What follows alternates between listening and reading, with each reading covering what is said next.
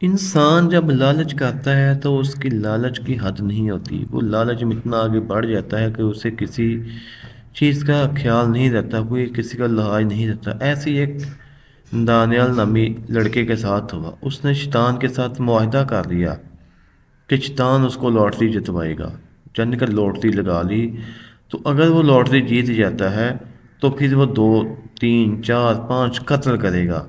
تو وہ جو معاہدہ شیطان کے ساتھ کر لیتا ہے، تو پھر یہ معاہدے کے بعد کیا ہوتا ہے، کس طریقے سے وہ لاٹری جیتتا ہے اور کیسے وہ ان دو معصوم بہنوں کا قتل کر ڈالتا ہے، یہ سارا کچھ ہم بتائیں گے آپ کو اس ویڈیو کے اندر۔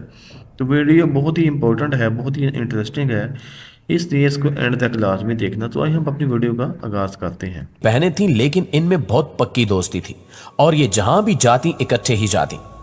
یہ 6 جون 2020 کا ایک دن تھا جب ان میں سے ایک بہن کی سالگرہ تھی، جس کو منانے کے لیے انہوں نے ایک پارک کا رخ کیا جہاں کچھ دوستوں کو بھی انوائٹ کیا گیا تھا۔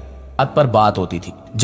جی ناظرین، سٹوری آپ نے جانی کہ کس طریقے سے انسان دولت کی لالچ میں آ کر کون کون سے کام کر بیٹھتا ہے، اس کو نہیں پتہ، کوئی تمیز نہیں رہتی کہ اس نے انسانیت کے ساتھ کیا کرنا ہے، گھر والوں کے ساتھ کیا کرنا ہے۔ اس کو صرف لالچ ہوتا ہے تو دولت کا ہوتا ہے کہ وہ کسی نہ کسی طریقے سے دولت حاصل کرتا ہے۔ تو یہی واقعہ اس لڑکے کے ساتھ پیش آیا کہ اس نے تہیہ کر لیا کہ اگر جو لاٹری جیت گیا، تو یہ بھی لاٹری بھی آپ کو پتہ ہے کہ شیطانی کھیل ہے، تو شیطان کے ساتھ اس نے معاہدہ کر لیا اپنے دل کے اندر، اپنے اس خون کے ساتھ سگنیچر کیے کہ میں لاٹری جیتنے کے بعد جتنی دیر تک جیل سے باہر رہا، زندہ رہا، میں قتل پہ قتل کرتا رہوں گا۔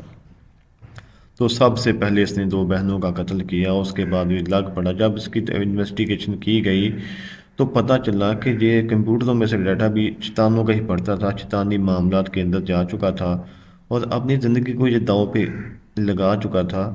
اور اللہ تعالیٰ معاف کرے یار کہ آج کل کے دور میں تو ویسے بھی انسانیت کی قدر ختم ہی ہو چکی ہے کہ جہاں بھی کوئی پیسے دیکھتے ہیں، کوئی 1000 2000 10,000 ہے تو وہاں پہ وہ انسان کو مارنے تک پہنچ جاتے ہیں، ایک موبائل چھیننے کے لیے انسان کا قتل کر دیتے ہیں۔